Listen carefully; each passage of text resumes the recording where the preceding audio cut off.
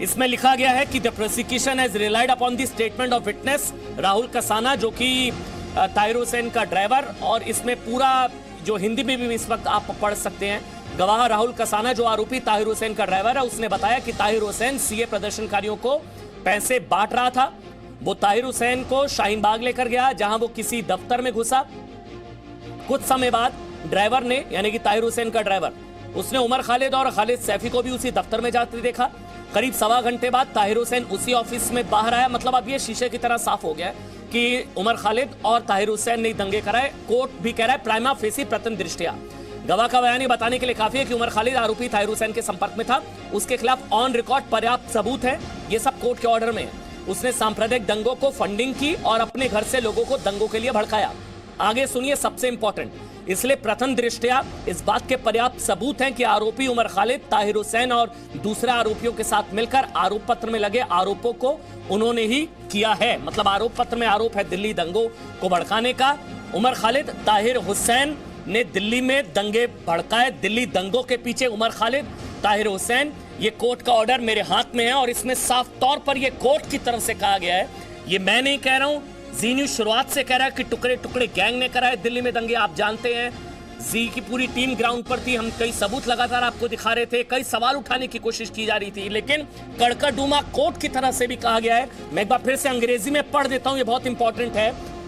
Thus, there is reasonable ground to prima facie show that accused Umar Khalid, Tahir Hussain and other accused person has conspired together to commit offenses.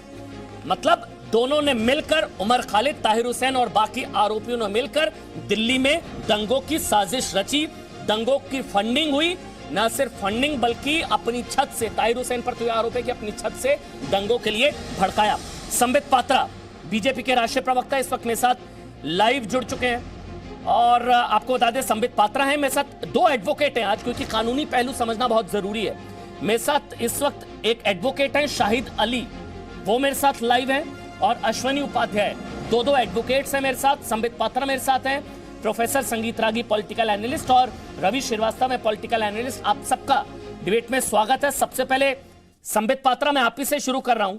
अब तो कोई नहीं बचाएगा ना इनको, या अब भी कोई कहेगा कि उमर खालिद बेचारा मासूम फंसा दिया मुस्लिम होने की वजह से?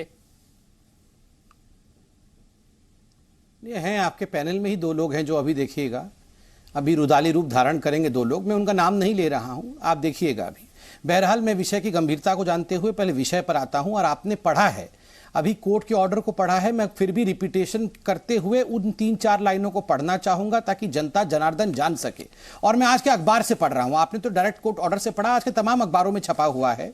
तो court said, I quote, there was reasonable ground to show that Khalid, former AAP councillor Tahir Hussain and another accused in the case had conspired together to commit offence as mentioned in the charge sheet. Hence, there is sufficient material on record to proceed against accused Khalid under section 204 of CRPC. देखिए, court ने जो observe किया है इसमें 2-3 चीजें बहुत महत्वपूर्ण हैं। प्रथम दृष्टिया इसमें कोई शक नहीं रहता है कि कहीं ना कहीं, जो आप याद करिए मोदी जी ने शब्द का इस्तेमाल किया था, ये संयोग नहीं, ये प्रयोग है। प्रथम दृष्टिया आज कोर्ट ने मान लिया है कि चार्जशीट में जो कहा गया था, विटनेस के आधार पर जो कहा गया था, ये एक ऑर्गेनाइज्ड क्राइम था, ये ऑर्गेनिक नहीं था, ये संयोग नहीं था, ये प्रयोग था। नंबर 1। नंबर 2, इसमें पहले से ही मीटिंग हुई थी। 3 लोगों की मीटिंग हुई 8 जनवरी 2020 को शाहीन बाग के अंदर। ताहिर हुसैन, उमर खालिद और तीसरे व्यक्ति का नाम है खालिद सैफी, जो कि पिंजरा तोड़ गैंग का मेंबर था। अब ये सारे पिंजरे के अंदर गए, इनका नाम वैसे तो पिंजरा तोड़ गैंग है, अब ये सारे पिंजरे में कैद है। देखिए, ये तीनों की मीटिंग 1 से 1.5 घंटे तक एक ऑफिस के कमरे में शाहीन बाग में चली। उसके बाद ये बाहर आए। तीसरी बात जो कोर्ट मानता है कि यहां पर पैसे की लेन देन हुई है और पैसे बांटे गए हैं, और शुरू से ही हम लोग कह रहे थे कि पीएफआई का इसमें करोड़ों का पैसा लगा हुआ है। और मुझे याद है ये खुलासा जी न्यूज ने किया था, और मैं आपके उस पहले डिबेट में था जब जी न्यूज ने अपने 2-3 खुलासों में जो महत्वपूर्ण बात की थी, मैं 5 सेकंड में वो बातें भी रख देता हूं क्योंकि ये आपके चैनल ने खुलासा किया था। एक तो आपने खुलासा किया था कि एक महिला और एक पुरुष के बीच में एक फोन इंटरसेप्ट हुआ था जिसमें कहा गया था कि जहांगीरपुरी से 300 महिलाओं को सीलमपुर भेजा जाए और इसमें पैसे का आदान प्रदान हुआ था एक, और आज ये सब सत्य साबित हो रहा है। दूसरा, एक ग्रुप ऑफ व्हाट्सएप चैट हुआ था। इस व्हाट्सएप चैट में शहजार रज्जा नामक एक व्यक्ति था जो कह रहा था कि Jamia has the credibility to do it nationwide हम दंगा करेंगे, और ये जामिया में क्रेडिबिलिटी है। और एक महिला थी जिसका नाम सरफिरा जरगर है, और ये सरफिरा महिला जो थी, सरफिरी महिला, ये महिला कह रही थी डोंट डिस्क्लोज इट, ये डिस्क्लोज मत करो व्हाट्सएप के ग्रुप में, ये सब अभी मन के अंदर रहने दो। मतलब आज अब ये सारा चीज एक्सपोज मतलब होकर दुनिया के सामने आ रहा है। अब कोई नहीं कहेगा ना कि बार बार टुकड़े टुकड़े गैंग को ब्लेम मत करिए। अब मत कहिए कि उमर खालिद, आप लोग बदनाम करते हैं उमर खालिद को मुस्लिम होने की वजह से। मेरे पास तो अमानतुल्लाह खान, महबूबा मुफ्ती, शशि थरूर, योगेंद्र यादव, प्रशांत भूषण, एक पूरी लॉबी थी जो कह रही थी मुस्लिम होने की वजह से आप जो हैं इनको गिरफ्तार किया गया, इनको फ्रेम किया गया। अब कोई नहीं कहेगा। मेरे साथ शाहिद अली हैं, एडवोकेट हैं, सीनियर एडवोकेट हैं। नहीं, यहाँ शाहिद तो अली, बस मैं यही समझना चाह रहा हूं क्योंकि अब ये क्लियर हो गया है, कोर्ट का भी ऑब्जर्वेशन है, ऑर्डर है, और इसमें लिखा गया है कि इन दोनों ने मिलकर प्राइमा फेसी, प्रथम दृष्टया कोर्ट को भी लग रहा है कि उमर खालिद और ताहिर हुसैन ने दिल्ली में दंगे किए। अब वो डिबेट क्लोज है, इन दोनों ने किए। मतलब मैं बस ये जानना चाह रहा हूं, कोई ऐसा प्रोविजन नहीं होता कि जो लोग बचाने की कोशिश कर रहे थे, जो आरोपियों को लीगल एड से लेकर मतलब उनको बचाने की कोशिश कर रहे थे, क्या वो उनका क्या मकसद था, उनको भी क्या कोई सजा का प्रावधान होता है? क्या वो को-कॉन्स्पिरेटर्स की श्रेणी में आते हैं? कोई ऐसा लीगल प्रोविजन होता है क्या शाहिद अली? क्योंकि आप एडवोकेट है इसलिए मैं आपसे पूछ रहा हूं। देखिए, पहले तो मैं आपको ये बता दूं बहुत साफ तौर से कि इस डिबेट को आप हिंदू मुस्लिम के तौर पे ना करें। जिस तरह से मुस्लिम वर्ड इस्तेमाल किया जा रहा है, ये मुझे ख्याल है अच्छी बात नहीं है। जो भी कानून का उल्लंघन करता है, चाहे वो किसी मजहब का हो, उसको सज़ा होनी चाहिए, हमारा ये मानना है। और कानून में सज़ा देने का काम सिर्फ ऑनरेबल कोर्ट का होता है, पुलिस का काम सज़ा देने का नहीं होता है। पुलिस ने चार्जशीट फाइल की है और तमाम केसेस में चार्जशीट फाइल होती है, उसमें कोर्ट जब कॉग्निजेंस लेती है या चार्जेस लगते हैं, इसका मतलब ये नहीं होता है कि उसको ये जुर्म साबित हो गया। जुर्म साबित होने में और चार्जेस फ्रेम होने में जमीन आसमान का फर्क होता है। पहली स्टेज चार्जेस फ्रेम होना ही होता है। या चार्जेस फ्रेम होंगे, फिर वो गवाह और तमाम एविडेंसेस ऑनरेबल कोर्ट के सामने आएंगे। वो एविडेंसेस की वेरिसिटी ऑनरेबल कोर्ट में टेस्ट होगी कि क्या वो एविडेंसेस सच हैं, क्या वो एविडेंसेस झूठे बनाए गए हैं, क्या वो एविडेंसेस पे विश्वास किया जा सकता, नहीं किया जा सकता। उसके बाद में ऑनरेबल कोर्ट का जजमेंट आता है। तो आप इस चीज को जो चार्जेस फ्रेम करने के लिए हैं, या प्रथम दृष्टया की आप जो बात कर रहे हो एक्स फेसाई की या प्राइम फेसाई की, इसका कहीं भी मतलब कंक्लूजन से नहीं होता है। फाइनल जजमेंट में बहुत सारे लोग बरी होते हैं और बहुत सारे लोगों को सजा होती है। और बरी होने के बाद या सजा होने के बाद भी वो अदालत कोई आखिरी अदालत नहीं होती है। हमारे यहाँ हायरार्की और जुडिशरी है। जिन लोगों को लोअर कोर्ट से सजा होती है, बरी होते हैं, वो फैसले पलटते हैं ऑनरेबल हाई कोर्ट में, ऑनरेबल सुप्रीम कोर्ट में। तो ये बात कहना कि साहब चूंकि चार्जशीट फाइल हो गई है या ऑनरेबल कोर्ट ने ये कह दिया कि साहब प्रथम दृष्टया ये लगता है वहां ग्राउंड से, इसका मतलब यह है कि साबित हो गया, यह बात बिल्कुल गलत है। इस तरह से कोई इस तरह की बात नहीं होती है कि साबित हो गया।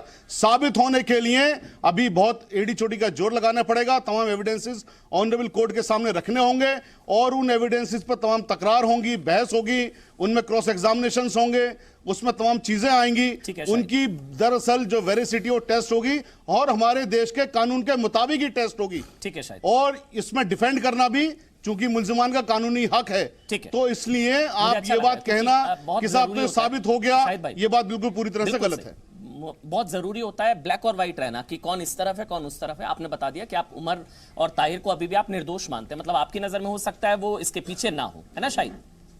मैंने जो कहा है, मैंने आपसे बिल्कुल जिम्मेदारी के साथ कह रहा हूं कि जो चार्जशीट कोर्ट में फाइल हुई है, जिसको आप कह रहे हैं कि साहब प्रथम दृष्टया को यानी ऑनरेबल कोर्ट की मोहर लग गई, ये ऑनरेबल कोर्ट की मोहर लगना नहीं है। वो जजमेंट बाद में आएगा इसको आप जिस भी तरह से इंटरप्रेट करना चाहें, ये आपकी आजादी इंटरप्रेट करिए, ठीक है। लेकिन खुदारा गलत इंटरप्रेट मत करिए, इस देश नहीं, को गलत गुमराह करने का इंटरप्रेट काम नहीं, मैं मत तो करिए। शब्दशाह, मैं तो इसलिए शाहिद भाई, क्योंकि दो एडवोकेट हैं, इसलिए मैं कानूनी कोई भी चूक नहीं करूंगा। मैं तो शब्दशाह पढ़ी है मैंने, पूरा ऑर्डर जो है उसमें लिखा है, thus there is reasonable ground to prima facie show that accused Omar Khalid, accused Tahir Hussain and other accused person had conspired together. ये तो कोर्ट के ऑर्डर में है। view and the final decision.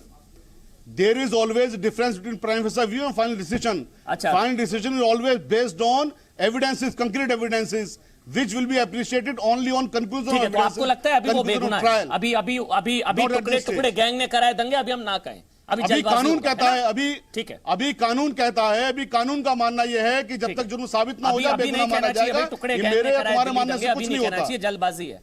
इसलिए हम सवाल पूछ रहे कि टुकड़े टुकड़े गैंग ने कराए दिल्ली दंगे, ऐसा भी जल्दबाजी होगा संबित कहना?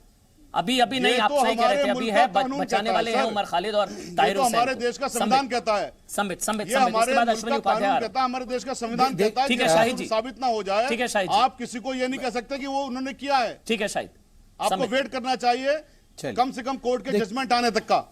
ये बात कहने से पहले कि वो लोग ये असल में मुजरिम है और उन्होंने ठीक है। ये काम मैं किया है। बोलूं? ठीक है, मासूम है दोनों, ठीक है संबित। मैंने शाहिद जी को सुना। देखिए, शाहिद जी पढ़े लिखे वकील हैं, इसलिए उन्होंने अगर डिफेंड भी किया उमर खालिद को और ताहिर हुसैन को, तो कम से कम ढंग से करने की कोशिश की और खराब शब्दों का प्रयोग नहीं किया, मगर डिफेंड तो किया उन्होंने। देखिए, मैं यहाँ कहना चाहूंगा, ये वही देश है, यहाँ एक इतना बड़ा ग्रुप मौजूद है जिसने अजमल कसाब तक को डिफेंड किया था। वो अजमल कसाब तो रंगे हाथ पकड़ा गया था, उसको भी डिफेंड किया था। अरे याकूब मेमन तो रंगे हाथ पकड़ा गया, याकूब मेमन को तीनों लेयर, ये जो कोर्ट के तीनों लेयर। सर, आप वकील हैं सर, और सर ऐसे ऐसे कोर्ट में तो आप ऐसा जिरा नहीं करते होंगे ना, नाराज हो जाएंगे जज साहब। एक एक करके बोलना होता है ना कोर्ट में सर, बीच में नहीं बोलना होता है ना।